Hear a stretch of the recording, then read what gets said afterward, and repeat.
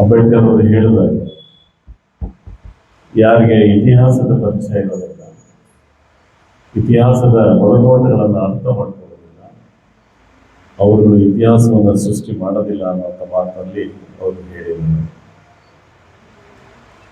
ಹಾಗಾಗಿ 56 ಜನ ಸಾಧಕರು ಯಾರಿದ್ದಾರೆ, ಮುಂದೆ ನಡೆದವರು, ಅವರನ್ನ ನಾನು ಸಾಧಕರು ಅಂತ ನಾನು ಕರೀತೇನೆ. ವಿವಿಧ ಕ್ಷೇತ್ರಗಳಲ್ಲಿ ವಿವಿಧ ವರ್ಗಗಳಿಂದ ಬಂದು ತಮ್ಮದೇ ಆದಂತಹ ಅನುಭವ ಮತ್ತು ಹೋರಾಟಗಳಿಂದ ಸಮಾಜಕ್ಕೆ ಅವರೆಲ್ಲ ಸ್ಫೂರ್ತಿಯನ್ನು ಕೊಟ್ಟಿದ್ದಾರೆ. ಅಧ್ಯಕ್ಷತೆಯನ್ನು ವಹಿಸಿರುವಂತಹ MR ರವಿ ಅವರು ಜಿಲ್ಲಾಧಿಕಾರಿ.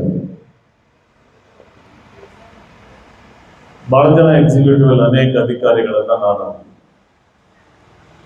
ಸಾರ್ವಜನಿಕ ಜೀವನದ 50 ವರ್ಷಗಳಲ್ಲಿ ನಾನು ನೋಡ್ಕೊಳ್ತಾ ಇದ್ದೀನಿ. ಸಮಗ್ರವಾಗಿ ಒಬ್ಬ ವ್ಯಕ್ತಿಯಾಗಲಿ, ಒಬ್ಬ ವಿಶೇಷವಾಗಿ ಅಧಿಕಾರಿಗಳು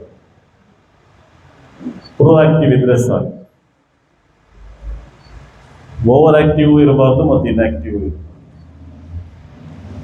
ಓವರ್ ಆಕ್ಟಿವ್ ಆಗಿದ್ರೆ ಏನಾಗುತ್ತೆ ಅಂತ ಹೇಳಿದ್ರೆ, ಇವನ್ನೆಲ್ಲ ಅತಿ ಮಾಡ್ತಿದ್ದಾನಪ್ಪ ಮನುಷ್ಯ ಅಥವಾ ನಾಟಕ ಮಾಡ್ತಿದ್ದಾನೆ ಅಂತ ಅನ್ಸುತ್ತೆ. ಅಲ್ಲೋ ಮಗೀತಮ್ಮ, ಇನ್ಆಕ್ಟಿವ್ ಇದ್ರೆ ಅವ್ರು ಬಹಳ ದುರಂಕಾರಿ ಅಂತಾನೋ ಅಥವಾ ನೆಗ್ಲಿಜೆನ್ಸ್ ಅಂತಾನೋ ಹೇಳ್ಬೇಕಾಗುತ್ತೆ. ಆದರೆ ಪ್ರೊಆಕ್ಟಿವ್ ಇದ್ದಾಗ ಏನಾಗುತ್ತೆ, ಅದು ಆಡಳಿತಕ್ಕೂ ಪ್ರಯೋಜನ ಆಗುತ್ತೆ ಮತ್ತು ಸಮಾಜಕ್ಕೂ ಪ್ರಯೋಜನ ಆಗುತ್ತೆ. ಅಂತ ಕ್ಯಾಟಗರಿಗೆ ಡಾಕ್ಟರ್ MR ರವಿ ಸೇರಿ. ಸೊ ರವಿ ಅವರು ನಾನು ಕೇಳಿದೆ, ಬಂದ ಕೂಡಲೇ ನೀವು ನಾನು ಪತ್ರಿಕೆಯಲ್ಲಿ ನೋಡ್ತೇನೆ, ನಿವೃತ್ತಿ ಆಗ್ತಾ ಇದ್ದಾರೆ, ಜುಲೈ ಈ ತಿಂಗಳ ಕೊನೆಯಲ್ಲಿ ನಿವೃತ್ತಿ ಆಗ್ತಿದ್ದಾರೆ. ನಾನು ಸರ್ಕಾರಕ್ಕೂ ಕೂಡ ಈ ವೇದಿಕೆ ಮುಖಾಂತರ ನಾನು ಮನವಿ ಮಾಡ್ತೇನೆ,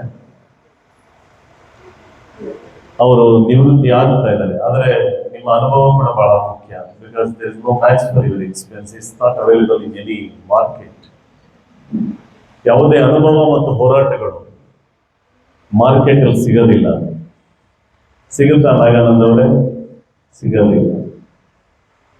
ಅದೇನಿದ್ರು ಕೂಡ ಹಾಗಾಗಿ ಅದನ್ನ ಬಳಕೆ ಆಗ್ಬೇಕು. ನಿಮ್ಮ ಎಕ್ಸಿಕ್ಯೂಟಿವ್ ಅದ್ರ ಪ್ರಯೋಜನ ಆಗ್ಬೇಕು, ಸಮಾಜಕ್ಕೂ ಕೂಡ ಒಂದು ಪ್ರಯೋಜನ ಆಗ್ಬೇಕು. ನೀವೊಬ್ಬ ಜರ್ನಲಿಸ್ಟ್ ಆಗಿ, ಒಬ್ಬ ಲೆಕ್ಚರರ್ ಆಗಿ, ಅಧಿಕಾರಿಯಾಗಿ ನಿಮ್ಮ ಅನುಭವಗಳು ಬಹಳ ದೊಡ್ಡದಿರುತ್ತೆ. ಸೊ ಹಾಗಾಗಿ ಒಂದು ಪುಸ್ತಕವನ್ನ ದಯಮಾಡಿ ಅದನ್ನ ನೀವು ಒಂದು ಸ್ವಲ್ಪ ರಿಲ್ಯಾಕ್ಸ್ ಮಾಡಿಕೊಂಡು ತಮ್ಮ ಶ್ರೀಮತಿಯವ್ರ ಜೊತೆಗೆ ಒಂದು ಸ್ವಲ್ಪ ದೇಶನೋ ಬೇರೆ ದೇಶಗಳ ಜೊತೆಗೆ ಓಡಾಟ ಮಾಡಿ. ಯಾಕಂದ್ರೆ ಅವ್ರಿಗೂ ನ್ಯಾಯ ಸರಿಯಾಗಿ ಕೊಟ್ಟಿರಲ್ಲ ನೀವು, ಅಲ್ವಾ? ನಿಜವಾಗ್ಲೂ ಏನಾಗುತ್ತೆ ಅಂತಂದ್ರೆ, ಸಾರ್ವಜನಿಕ ಜೀವನದಲ್ಲಿ ಈ ರಾಜಕಾರಣದಲ್ಲಿರೋರಿಗೆ, ಅಧಿಕಾರದಲ್ಲಿರೋರಿಗೆ ಒಂಥರ 24/7 ಇದ್ದಂಗೆ. ಯಾವ ಟೈಮಲ್ಲಿ ಯಾವ ಕೆಲಸಕ್ಕೆ ಹೋಗ್ಬೇಕಾಗುತ್ತೋ, ಯಾವ ಸಮಸ್ಯೆ ಬರುತ್ತೋ, ಯಾರು ಕರೀತಾರೋ, ಹಾಗಾಗಿ ಹೆಚ್ಚು ಸಮಯವನ್ನು ಕೊಡೋದಕ್ಕೆ ಖಂಡಿತವಾಗ್ಲೂ ಸಾಧ್ಯ ಆಗೋದಿಲ್ಲ.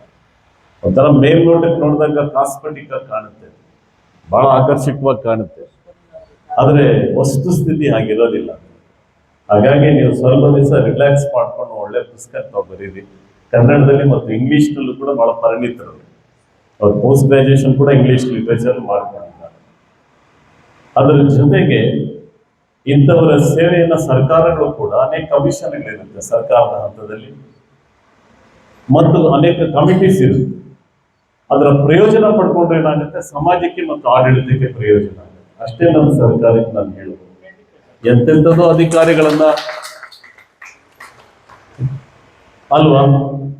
ಹಾಗಾಗಿ ನಾವೆಲ್ಲ ಈ ಕಾಲೇಜಿನ ವಿದ್ಯಾರ್ಥಿಗಳಾಗಿದ್ದಂಥ ಒಂದು ಸಂದರ್ಭದಲ್ಲಿ ಈ ಹೋರಾಟಗಳನ್ನ ನೋಡಿದಂಥ ಒಂದು ಸಂದರ್ಭ, ಸನ್ನಿವೇಶಗಳನ್ನ ಮುಂದೆ ಇತ್ತು. ಸೊ ನಾನು ಲಾ ಕಾಲೇಜ್ ಓದ್ತಾ ಇದ್ದೆ, ನಾನೊಬ್ಬ drop out student of law college. ಆಮೇಲೆ ನಮ್ಮ ತಂದೆಯವರು ತೀರ್ಕೊಂಡ್ರು, ನಾನು ಊರಿಗೆ ಬರುವಂಥ ಒಂದು ಸಂದರ್ಭಗಳು ಬಂತು. ನಾನು ಶಿವತಾರೆ ನಿಮ್ಮಲ್ಲಿ ಮನವಿ ಏನು ಅಂತ ಹೇಳಿದ್ರೆ, ಇವಾಗ 56 ಜನರ ಮುಂದೆ ನಡೆದವರು ಸಾಧಕರು, ಇವರೆಲ್ಲ ನಿಜವಾಗ್ಲೂ ಕೂಡ ಸಾಧಕರೇ, ಅತ್ಯುತ್ತಮವಾದಂಥ ಸಾಧಕರಿದ್ದಾರೆ, ಪ್ರೇರಣೆ ಕೊಟ್ಟಿದ್ದಾರೆ, ತಮ್ಮದೇ ಆದಂಥ ಕ್ಷೇತ್ರಗಳನ್ನ ಆಸಕ್ತಿಯಿಂದ ಜವಾಬ್ದಾರಿಯುತವಾಗಿ ಮಾಡ್ಕೊಂಡು ಬಂದಿದ್ದಾರೆ. 100% ಯಾರೂ ಪರ್ಫೆಕ್ಷನ್ ಇರೋಕ್ಕಾಗೋದಿಲ್ಲ. ಸಾಧ್ಯವೇ ಇಲ್ಲ. ಎಲ್ಲ ಒಂದು ಅಲ್ಲೊಂದ್ ಕಡೆ ಇಲ್ಲೊಂದು ಲೋಪದೋಷಗಳು ಆಗೇ ಆಗ್ತದೆ. ಆದ್ರೆ ಒಟ್ಟಾರೆಯಾಗಿ ನಾವು ತಗೊಳ್ಬೇಕಾಗಿರೋದೇನು ಅಂತ ಹೇಳಿದ್ರೆ ಪಾಸಿಟಿವ್ ವಿಷಯಗಳನ್ನ ಅಷ್ಟೇ. ನೆಗೆಟಿವ್ ವಿಷಯಗಳ ಬಗ್ಗೆ ಮಾತಾಡ್ತಾ ಹೊರಟ್ರೆ ಅದಕ್ಕೆ ಕೊನೆನೇ ಇರೋದಿಲ್ಲ, ಅದಕ್ಕೆ ಅರ್ಥವೂ ಇರೋದಿಲ್ಲ. ಇದನ್ನ ನೀವೊಂದು ಪಾರ್ಟ್ 1 ಅಂತ ಕನ್ಸಿಡರ್ ಮಾಡಿ, ಪಾರ್ಟ್ 1 ಅಂತ ಕನ್ಸಿಡರ್ ಮಾಡಿ ಇದನ್ನ ಮುಂದುವರಿಲಿ. ಅರೆ ಹೋರಾಟಗಾರರು, ಚಳುವಳಿಗಾರರು ಪಾರ್ಲಿಮೆಂಟ್ಗೆ ಹೋಗ್ಬೇಕ್ರಿ. ಒಂದು ಬದಲಾವಣೆಯನ್ನ ತರಬೇಕಾದ್ರೆ ಇವತ್ತು ಪಾರ್ಲಿಮೆಂಟ್ ಇರ್ಬೋದು ಅಥವಾ ಲೆಜಿಸ್ಲೇಚರ್ ಇರ್ಬೋದು, ಯಾರಿಗೆ ಇತಿಹಾಸ ಗೊತ್ತಿರುತ್ತೆ, ಯಾರು ಹೋರಾಟಗಳಲ್ಲಿ ಭಾಗವಹಿಸಿರ್ತಾರೆ, ಯಾರು ಚಳುವಳಿಗಳನ್ನ ಅರ್ಥ ಮಾಡ್ಕೊಂಡಿರ್ತಾರೆ, ಯಾರು ಜನಪರವಾದಂತ ಧ್ವನಿಗಳನ್ನ ಹೊಂದಿರ್ತಾರೆ, ಅಂತವ್ರು ಹೋದ್ರೆ ಏನಾದ್ರೂ ಪ್ರಯೋಜನ ಆಗುತ್ತೆ ಅಂತ ಹೇಳಿ ಮುನಿಯಪ್ಪನವರೆಲ್ಲರೂ ಇಲ್ಲೇ ಇದ್ದಾರೆ. ಇಲ್ಲ, ಬಹಳ ದೊಡ್ಡ ಪ್ರಯತ್ನಗಳನ್ನ ಮಾಡಿದ್ವಿ. ಆದ್ರೆ ಅವತ್ತಿನ ಸಂದರ್ಭ ಸನ್ನಿವೇಶ ದುರಾದೃಷ್ಟ. ನಾವು ರಾಜೀವ್ ಗಾಂಧಿ ಅವರನ್ನ ಕಳ್ಕೊಂಡ್ವಿ. ಬಹುಶಃ ರಾಜೀವ್ ಗಾಂಧಿ ಅವರು ಏನಾದ್ರು ಇದ್ದಿದ್ರೆ ಬಿ ಕೃಷ್ಣಪ್ಪನವರು ಅವತ್ತು ಗೆದ್ದಿರ್ತಾ ಇದ್ರು. ಆದ್ರೆ ರಾಜೀವ್ ಗಾಂಧಿ ಅವರು ತೀರ್ಕೊಂಡಿದ್ದು ಕೂಡ ಒಂದು ದುರಾದೃಷ್ಟ. ಆಮೇಲೆ ಇಲ್ಲಿ ನಮ್ಮ CM ಮುನಿಯಪ್ಪನವರು ಇದ್ದಾರೆ ನೋಡಿ. ಇವರು ಕೇರಮ್ಮಯ್ಯನವರು ಹೋರಾಟ ಅಂದ್ರೆ ಏನು, ಚಳುವಳಿ ಅಂತಂದ್ರೆ ಏನು, ದಲಿತರ ಸಮಸ್ಯೆಗಳು ಅಂದ್ರೆ ಏನು. ಅಸ್ಪೃಶ್ಯತೆ ಅನ್ನುವಂಥದ್ದು ಇವತ್ತು ಅನೇಕ ಕಡೆ ನಾವು ನೋಡ್ತಾ ಇದ್ವಿ. ಅಮಾನವೀಯವಾದಂತ ಒಂದು ಪದ್ಧತಿ. ಸಂವಿಧಾನ ಬಂದು, ಕಾನೂನುಗಳು ಬಂದಿದೆ, ಹೋರಾಟಗಳ ಹಿನ್ನೆಲೆಯಲ್ಲಿ ಸಾಕಷ್ಟು ಸುಧಾರಣೆಗಳು, ಬದಲಾವಣೆಗಳನ್ನ ನಾವು ನೋಡಿದ್ದೇವೆ.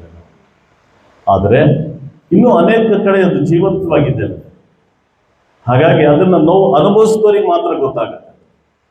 ಹಾಗಾಗಿ ಬಹಳ ಜನ ಹೋರಾಟಗಾರರನ್ನ ಇವರೆಲ್ಲ ತಯಾರು ಮಾಡಿದ್ದಾರೆ, ಅದಕ್ಕೆ ಸಾಹಿತ್ಯ ಸೃಷ್ಟಿಯನ್ನ ಮಾಡಿದ್ದಾರೆ. ಲಕ್ಷ್ಮೀಪತಿ ಅಂತವರವರಿಗೆ ಸಾಹಿತ್ಯದ ನೆರವಾಗಿದ್ದಾರೆ ಅನ್ನುವಂಥದ್ದನ್ನು ಕೂಡ ನಾನು ಸ್ಮರಿಸಿಕೊಳ್ತೇನೆ.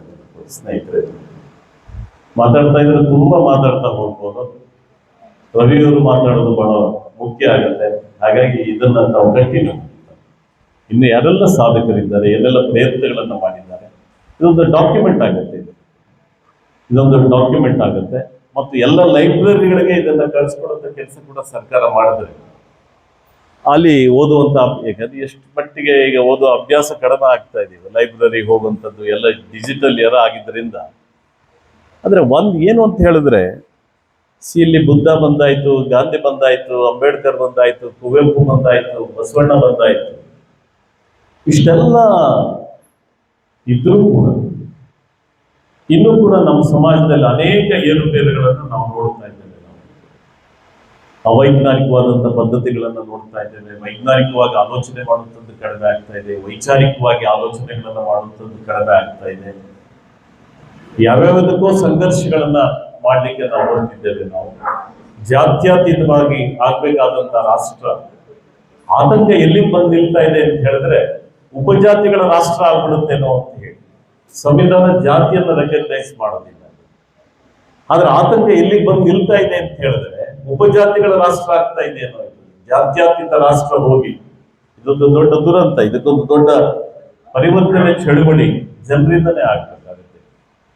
ಹೇಗೆ ವಿದ್ಯಾರ್ಥಿಗಳು, ಯುವಜನರು ಒಂದು ದೊಡ್ಡ ಹೋರಾಟಗಳನ್ನ ಈ ದೇಶದಲ್ಲಿ ಮಾಡಿದ್ರಲ್ಲ, ಹಾಗೇನೆ ಒಂದು ಸಾಮಾನ್ಯವಾದಂತಹ ಒಂದು ಹಳ್ಳಿಗಳಿಂದಲೂ ಕೂಡ ಆ ರೀತಿಯ ಪ್ರಯತ್ನಗಳಾಗದೆ ಹೋದ್ರೆ ಭವಿಷ್ಯದಲ್ಲಿ ಅನೇಕ ಸಮಸ್ಯೆಗಳನ್ನ ನಾವು ನೋಡಬೇಕಾಗುತ್ತೆ ಅಂತ ಹೇಳಿ. ಯಾಕಂದ್ರೆ ನಮ್ಮ ಸಂವಿಧಾನ ಪರಿಹಾರ ಕೊಡುತ್ತೆ, ಅನೇಕ ವಿಷಯಗಳಿಗೆ ಪರಿಹಾರ ಕೊಡುತ್ತೆ.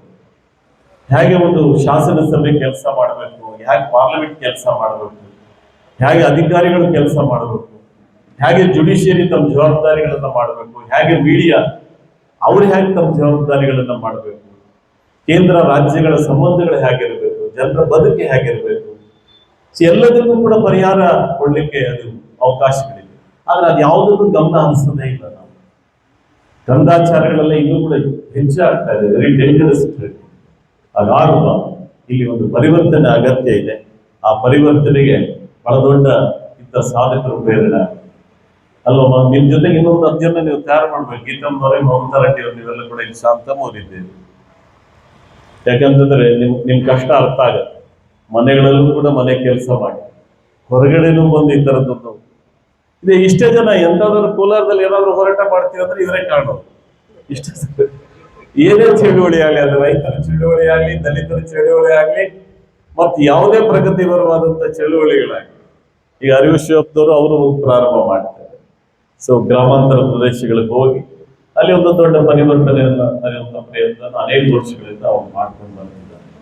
ಹಾಗಾಗಿ ಈ ಪ್ರಜಾಪ್ರಭುತ್ವ ಜೀವಂತವಾಗಿರ್ಬೇಕಾದ್ರೆ ಸಂಸದೀಯ ವ್ಯವಸ್ಥೆ ಮತ್ತಷ್ಟು ಸಕ್ರಿಯವಾಗಿ ಆಗ್ಬೇಕಾದ್ರೆ, ಜವಾಬ್ದಾರಿಯುತವಾದಂತಹ ಜನಪ್ರತಿನಿಧಿಗಳು ಹೆಚ್ಚಾಗಬೇಕಾದ್ರೆ ಪ್ರಜಾಪ್ರಭುತ್ವದ ವ್ಯವಸ್ಥೆಗಳಲ್ಲಿ ಹೋರಾಟಗಳು ಮತ್ತು ಚಳವಳಿಗಳನ್ನು ಜೀವಂತವಾಗಿಡಬೇಕಾಗುತ್ತೆ.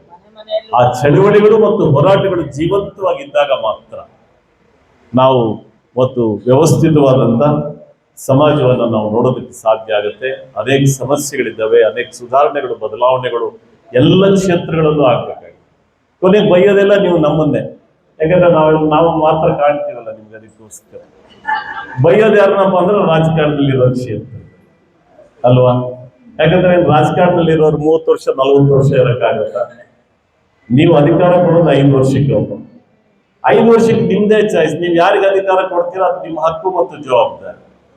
ನೀವು ಜವಾಬ್ದಾರಿ ಬಗ್ಗೆ ಮಾತಾಡೋದಿಲ್ಲ. ನಾಗರಿಕರು, ಮತದಾರರು ಹಕ್ಕುಗಳ ಬಗ್ಗೆ ಮಾತಾಡ್ತಾರೆ. ಇದೊಂದು ಡೇಂಜರಸ್ ಟ್ರೆಂಡ್. ಹಕ್ಕುಗಳ ಬಗ್ಗೆ ಮಾತಾಡಿ ಜವಾಬ್ದಾರಿಗಳನ್ನು ತಗೊಳ್ಳೋದಿಲ್ಲ ಅಂತಂದ್ರೆ ಹೆಂಗ್ ಸಾಧ್ಯ ಆಗುತ್ತೆ? ಅರೆ, ನೀವು ಯಾರಿಗಾದ್ರೂ ವೋಟ್ ಮಾಡಿ ಮಾರಾಯ್ರೆ, ಯಾವ್ದಾದ್ರು ಸಿದ್ಧಾಂತ, ಎಲ್ಲ ಸಿದ್ಧಾಂತಗಳಿಗೂ ಕೂಡ ಸ್ಪೇಸ್ ಇದೆ ಡೆಮಾಕ್ರಸಿನಲ್ಲಿ. ಅಲ್ಟಿಮೇಟ್ ಆಗಿ ಅವ್ರು ಮಾಸ್ಟರ್ಸ್ ಇದ್ದಾರೆ ಯಾರನ್ನ ಆಯ್ಕೆ ಮಾಡ್ಕೊಳ್ಬೇಕು ಅಂತ. ಆದ್ರೆ ನಿಮ್ ಬಾಡಿ ಬಂದು ವೋಟ್ ಮಾಡಿದ್ರೆ ಯಾವ ವ್ಯಕ್ತಿಗೆ, ಯಾವ ಪಕ್ಷಕ್ಕೆ ಅನೇಕ ಸುಧಾರಣೆಗಳು, ಬದಲಾವಣೆಗಳು, ಚುನಾವಣೆ ವ್ಯವಸ್ಥೆಯಲ್ಲಿ ನಾವು ಬದಲಾವಣೆಗಳನ್ನ ತಂದ್ರೆ ಸ್ವಲ್ಪ ಲೆಜಿಸ್ಲೇಚರ್, ಪಾರ್ಲಿಮೆಂಟ್ ಎಲ್ಲ ಸರಿ ಹೋಗುತ್ತೆ. ಲೆಜಿಸ್ಲೇಚರ್, ಪಾರ್ಲಿಮೆಂಟ್ ಸರಿ ಹೋದ್ರೆ ಸರ್ಕಾರಗಳು ಸರಿ ಹೋಗುತ್ತೆ. ಸರ್ಕಾರಗಳು ಸರಿ ಹೋದ್ರೆ ಎಕ್ಸಿಕ್ಯೂಟಿವ್ ಸರಿ ಹೋಗುತ್ತೆ. ಎಕ್ಸಿಕ್ಯೂಟಿವ್ ಸರಿ ಹೋದ್ರೆ ಜುಡಿಷಿಯರಿನೂ ಎಲ್ಲೋ ಒಂದ್ಸರಿ ಅಲ್ಲೊಂದ್ ಕಡೆ ಇಲ್ಲೊಂದು ಹಾದಿ ತರ್ತಾ ಇದೆ ಅನ್ನೋ ಅಭಿಪ್ರಾಯಗಳು ಕೂಡ ಬರ್ತಾ ಇದೆ. ಒಂದೊಂದ್ಸರಿ ಇನ್ಸ್ಪಿರೇಷನ್ ಕೊಡ್ತಾರೆ. ಈಗ ನಮ್ಮ ಭಾರತ ದೇಶದ ಮುಖ್ಯ ನ್ಯಾಯಾಧೀಶರು ಇನ್ಸ್ಪಿರೇಷನ್ ಕೊಡ್ಲಿಲ್ವಾ? ಕಾಕ್ರೋಚ್ ಅಂತ ಕೇಳ್ತಾರೆ ವಿದ್ಯಾರ್ಥಿಗಳಿಗೆ, ಹೋರಾಟಗಳಿಗೆ. ನೋಡಿ, ಅವರು ದೊಡ್ಡ ಹೋರಾಟಗಳನ್ನ ಪ್ರಾರಂಭ ಮಾಡಿ ಹಾಗಾಗತ್ತೆ ಸನ್ನಿವೇಶ ಸಂದರ್ಭ. It is guided by issues and circumstances. ಸಾರ್ವಜನಿಕ ಜೀವನ, ರಾಜಕಾರಣ. ನಳಿನ ಮಕ್ಕಳು ಒಂದ್ಸರಿ ನಮ್ಮ ಸಿದ್ದರಾಮಯ್ಯ ಕಡೆಯಿಂದ ಒಂದ್ಸರಿ ಫೋನ್ ಮಾಡಿ ಅವರಿಗೆ ಇನ್ಸ್ಪಿರೇಷನ್ ಕೊಡಿಸಿದ್ದೆ ನಾನು. ಇನ್ನು ಯಾರೆಲ್ಲ ಸಾಧಕರಿದ್ದಾರೆ. ಸೊ ಹೇಳಿದ್ದಲ್ಲ, ಮೊದಲ ಪಟ್ಟಿನಲ್ಲಿ ಅವರೆಲ್ಲ ಬರ್ತಿದ್ದಾರೆ. ನಮ್ಮ DVG ಮಂಕುತಿಮ್ಮನ ಕಗ್ಗ ಇದೆಯಲ್ಲ, ಇದೊಂದು ಜನಪ್ರಿಯವಾದಂತಹ ಸಾಹಿತ್ಯ, ನಮ್ಮ ಬದುಕಿಗೆ ನೇರವಾಗಿ ಅದರಲ್ಲಿ ಸಾಹಿತ್ಯ ಇದೆ. ಹಾಗಾಗಿ ಇಂಥ ಮಹಾನ್ ಸಾಧಕರುಗಳನ್ನ ತಾವು ನೆನಪು ಮಾಡಿಕೊಳ್ಬೇಕು. ನಮ್ಮ ಬೈರೇಗೌಡರು ಇದ್ದಾರೆ, ಆ ಸಾಧಕರ ಪಟ್ಟಿನಲ್ಲಿ ನಮ್ಮ C ಬೈರೇಗೌಡರು ಇದ್ದಾರೆ. ಸೊ ಇಂಥವನ್ನೆಲ್ಲ ನೆನಪು ಮಾಡ್ಕೊಳ್ಬೇಕು. ಇನ್ನು ವಿಜ್ಞಾನ ಕ್ಷೇತ್ರದಲ್ಲಿದ್ದಾರೆ, ಬೇರೆ ಬೇರೆ ಕ್ಷೇತ್ರದಲ್ಲಿ ಮೊದಲ IAS ಅಧಿಕಾರಿಯಾದಂತಹ ಜಿಲ್ಲೆಯಲ್ಲಿದ್ದಾರೆ, ಅನೇಕ ಜನ ಇದ್ದಾರೆ. ಕ್ರೀಡಾಪಟುಗಳಂತೂ ಸಾಕಷ್ಟು ಜನ ಇದ್ದಾರೆ. ಸೊ ಅವನ್ನೆಲ್ಲ ದಾಖಲು ಮಾಡಿ, ಕೇವಲ ರಾಜಕಾರಣಕ್ಕೆ ಸೀಮಿತ ಆಗಬೇಕು ಅಂತೇನಿಲ್ಲ, ಅಥವಾ ಹೋರಾಟಗಳಿಗೆ ಸೀಮಿತ ಆಗಬೇಕು ಅಂತೇನಿಲ್ಲ. ಬೇರೆ ಬೇರೆ ಕ್ಷೇತ್ರಗಳಲ್ಲಿ ಯಾರೆಲ್ಲ ಸಾಧಕರಿದ್ದಾರೆ. ಸೊ ತಮಗೆ ತುಂಬ ಥ್ಯಾಂಕ್ಸ್ ಹೇಳ್ತಾ ಇದ್ದೇನೆ. My appreciation to you, to all of your team. Thank you. ನಮಸ್ಕಾರ.